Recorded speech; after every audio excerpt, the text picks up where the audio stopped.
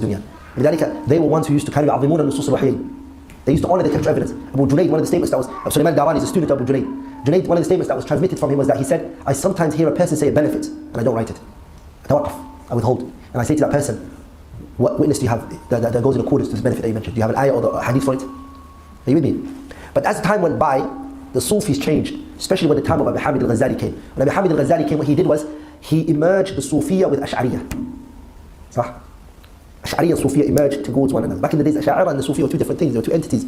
After Abu Hamid al-Ghazali onwards, you would rarely find an Ash'ari except he's a Sufi. He's one of the Turuq al-Sufiya, one of them, Brelwiya or Naqshbandiyya or whatever, Qadiriyya, whatever it may be, he is a Tariq min Turuq al-Sufiya. But his Aqidah is Aqidah to Ash'ari, or is a Maturidi مثلا. Are you with me?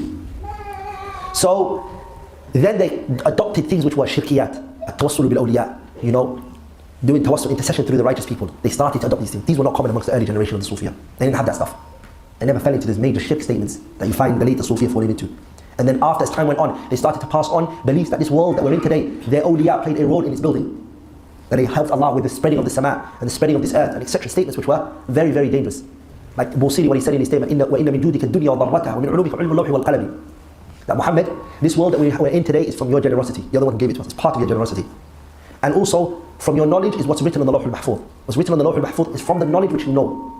Are you with me? And where the Sufiya took this from was the Shia. They connected themselves too much with the Tashayyu'. Shia came and they slipped this into them. Are you there, brothers? And so istighatha and tawassul, it entered onto them. Are you with me, brothers? So, the name Sufiya, they say that the Sufiya comes from Ahl Sufa, the people that used to live in the Prophet's masjid, Abu Hurairah and the likes of him, who used to live in the masjid. But the strongest opinion, Ibn Taymiyyah says that no. Sufiya came from, they used to wear suf. That's the kind of clothes that they used to wear, suf, which is cotton. Back in those days, cotton was looked down at. It wasn't one of the best clothes. So they used to wear unappealing clothing. They weren't attractive. They were zahideen. Then they started to introduce dancing and music. And now which they call, now which so many people don't understand, but call a nasheed. Nasheeds came from the Sufiya. They're the ones who brought it.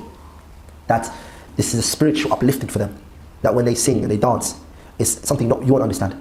Or it's a spiritual uplifting. So they sing, they dance. Okay? They started to adopt these concepts as well. It started to creep into them.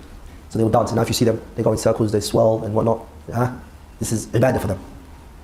And adhkar and dhikrs that are really strange. Like instead of saying Allah, they say Allahu, Allahu, Allahu, hu. Just hu. They take the dhamir of ha. Hu. They just go fast to say it all day. And that's a dhikr for them. All of those were things that they started to adopt and things that they started to do. So Shaykh al-Islam, Ibn Taymiyyah took after them. Right, it saw that. And at this time there was a Taif group called the Rafi'i group, who used to claim that they could walk through fire, it wouldn't burn them.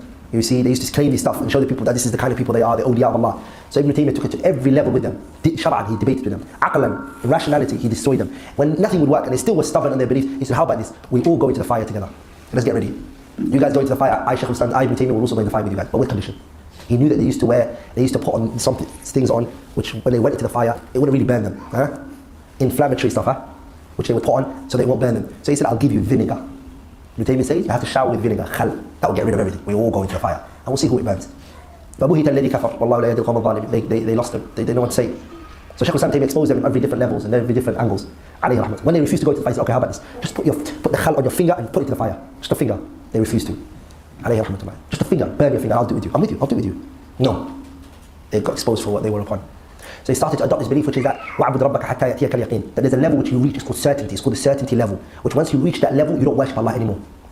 Salah is not wajib on you, zakat is not wajib on you, all the takalif shar'iyya, the jurisprudent rulings, the things that were wajibat, the muharramat are not haram from you. So you see some of the Sufiya leaders, you see that they marry their own daughters, they marry their own parents. Common, no haram, there's no muharramat. حُرِّمَتْ عَلَيْكُمْ أُمَّهَاتُكُمْ. None of that is haram for them anymore. Because they have reached a level called yaqeen. So scholars have takfir on them. They would drink khamr. They would do things that were muharramat. And when they are asked why, they won't pray salah, they won't pay zakat, they won't even go to the Kaaba. And some of them even claim whilst they're sitting at that particular place, they'll say to you, I went to the Kaaba and I came back. I just visited the Kaaba and I've just come back. And I saw Fulan ibn Fulan in the Kaaba and he was doing tawaf around the Kaaba. Salah. If you go back to don't go far. Go Somalia, you see people like that who believe those stuff. I saw a guy one time, a large amount of women were with him. This guy's got an entourage of women. Like he's got over 30 women all running after him. Somalia. All of them are running after him. And they all call him Abu. Dad. Dad. He's got two boys, men as well. Their entourage again, another 30, 40 entourage. Follow him. The women he marries. The way he deals with everything. The way he does things. La yusalli. No one's ever seen him pray salah. He does not pray the salah. They all call him dad. They respect him. If you ever say anything about him, you'll be killed. You'll be murdered on the spot. You just have to watch everything that's happened. Because in that village, he's got everything on control. This is just one. Thousands of them are like that around the country. Go travel to Pakistan and India and countries like that. You guys is on YouTube, don't worry, your stuff is on YouTube. The guy gets covered with some things, goes, it's on YouTube. They put a big cloth over him and he's doing this. You guys always take it a step further. He goes, he starts shaking the cloth that's put. So they say he's going to the Kaaba. He's going to the Kaaba, he's doing the offer on the Kaaba, and he's just sitting there and it reminds you of what's it called, Dragon Ball Z, teleportation, what's it called? When they just zoop, they go somewhere else, what's it called? It's a transmission. Transmission wasn't the word, I'm sure. Translocation, Anyways, that's what it is. The man goes to the Kaaba, does dawah, does umrah, comes back, says Fulan was there. Fulan, I wouldn't even be shocked if it's true that he does do that. Because shayateen work with these people. They work with shayateen and things. I wouldn't be shocked if it's actually something, that he's really finding out through working with the shayateen, who's gone there, who's not. The point is, this is the things that they adopted. So the ulama, kafaruhum, they made takfir on them. They made what? They made takfir on them. So books have been written, rasail have been written, they became very common around the Muslim world, in Africa, places in Africa like Sudan, they became very common, Somalia, they became very, even in Nigeria, Ghana, subcontinent Asia, America. Well, Western countries, they're very weak, very, very weak. Their influence is very weak. But countries that are poor, they got strength, they do things for the people, they feed the people, they take leadership positions, where food that they can influence the people.